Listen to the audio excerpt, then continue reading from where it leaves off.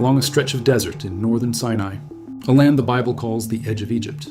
Archaeologists have uncovered a fortress so massive it could hold 700 soldiers, sealed beneath the sand for 3,500 years.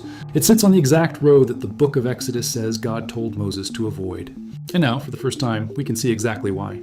Before we go further, if you're someone who finds moments where archaeology and ancient history collide genuinely exciting, you're in the right place.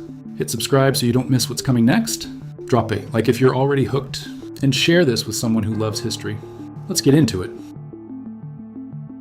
The site is called el-Kharouba. It sits in the Sheikh Zuyed region of North Sinai, Egypt, just a few kilometers from the modern border with Gaza, hugging the edge of the Mediterranean coast. For centuries, it looked like nothing more than a series of low, sandy mounds in one of the world's most unforgiving landscapes. But beneath those dunes, something extraordinary had been waiting. In 2025, an Egyptian archaeological mission working under the country's Ministry of Tourism and Antiquities began systematic excavations at this site. What they uncovered stopped experts in their tracks. Not because a fortress existed here, scholars had long suspected that, but because of its sheer scale. The structure that emerged from the sand is now considered one of the largest New Kingdom military fortresses ever discovered along Egypt's entire eastern frontier. It is 3 times the size of another fortress found at the same general site back in the 1980s, 3 times larger. And that earlier fort was no small thing. What surprised archaeologists most was how well organized and architecturally sophisticated the complex turned out to be. This was not a rough desert outpost. This was a full military installation, deliberate, engineered, and formidable. The numbers alone are striking. The fortress covers approximately 8,000 square meters, roughly the footprint of a large city block. Excavations exposed a southern wall stretching 105 meters long and 2.5 meters thick, reinforced by at least 11 defensive towers and a narrow, fortified gateway, just 2.2 meters wide. That narrow gateway was intentional, a choke point, designed to slow any force trying to push through. Along the western side of the fortress, archaeologists uncovered something architecturally unusual, a zigzag wall approximately 75 meters long. This was not a flaw in construction. It was a deliberate defensive design, a wall built to break the momentum of direct assaults, forcing attackers to change direction and exposing them to fire from multiple angles as they advanced. Military engineers thousands of years later would use the same principle.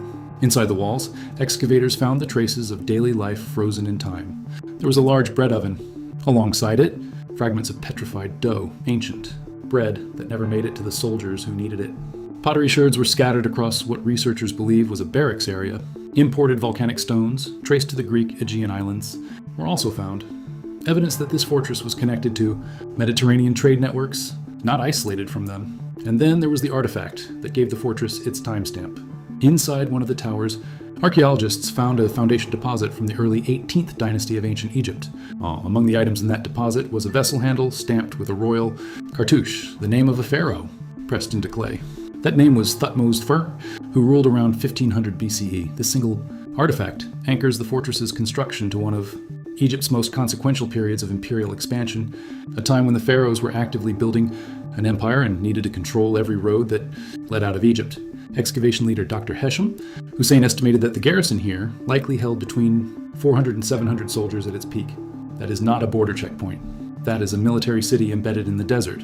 Here is where the history becomes layered, and honestly, where it gets most interesting. The fortress sits on what ancient Egyptians called the Ways of Horus, a military and trade corridor running along the Mediterranean coast of Sinai, connecting the Nile Delta to Canaan and beyond into the Levant.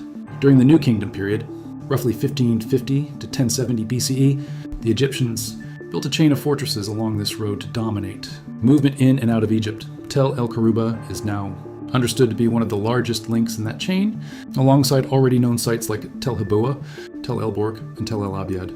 Archaeologist James Hoffmeyer of Trinity International University, who was not involved in the dig, noted that the Thutmose I connection supports the long-held view that this pharaoh was the architect of Egypt's Eastern Empire, the ruler who began systematically fortifying Sinai so that every subsequent pharaoh could maintain control of the... Now, the biblical dimension. This is where scholars are careful and where popular coverage tends to get ahead of the evidence. The book of Exodus, chapter 13, verse 17, states that when the Israelites left Egypt, God did not lead them along the coastal road through Philistine territory, even though it was the shorter path, because God said the people might lose heart if they faced war. For decades, biblical scholars and archaeologists have argued that this coastal road The ways of Horus is precisely the road. Exodus is referring to. The fortress at el-Kharouba is direct physical evidence of just how militarized that route was. Hundreds of soldiers, 11 watchtowers, a fortified gate barely wide enough for a small group to pass through. In that sense, the discovery adds real archaeological texture to a biblical narrative. It shows why a route avoidance that might seem theologically explained in the text also had a perfectly logical, strategic explanation in the physical world. But, and this must be said clearly, no archaeologist involved in this excavation has claimed that the fortress proves the Exodus happened. No inscription names. Moses, no record of an Israelite. Presence has been found at this site. The historicity of the Exodus, as described in the Bible, remains one of the most debated questions in the entire field of biblical archaeology. Mainstream scholarship currently holds that while some form of Semitic population movement out of Egypt may have occurred in the second millennium, Bessia, the large-scale event described in Exodus, hundreds of thousands of people, 10 plagues, a parted sea, has not been corroborated by physical evidence. The honest position, and the one the archaeologists themselves maintain, is that this fortress illuminates the world in which the Exodus story is set. That is meaningful. It is not the same as confirmation. What Tel el-Kharouba does change, definitively, is our picture of Egyptian military architecture and frontier strategy during the New Kingdom. This was not a civilization defending itself reactively. The pharaohs of the 18th dynasty built a coordinated, interconnected system of fortresses across an entire desert peninsula, supported by military ports, supply chains, and garrison communities. The bread oven and the petrified dough are as historically significant as the walls, because they tell us that people lived here, were fed here, and held this ground for generations. The fortress also adds weight to the growing body of evidence, showing that Sinai was not simply a wilderness, buffer zone. It was a controlled corridor, monitored, maintained, and strategically critical to one of the ancient world's greatest empires. Here's the question I want to leave you with. When an ancient road is mentioned in a 3,000-year-old religious text, and we then uncover physical evidence that the road was exactly as dangerous as that text implies, what does that tell us about where history ends and scripture begins? Or does that line even exist the way we think it does? Leave your thoughts in the comments. I read every single one, and this is exactly the kind of question that deserves a real conversation. If this video gave you something to think about, please hit the like button. It genuinely helps this channel reach more people who care about history done right.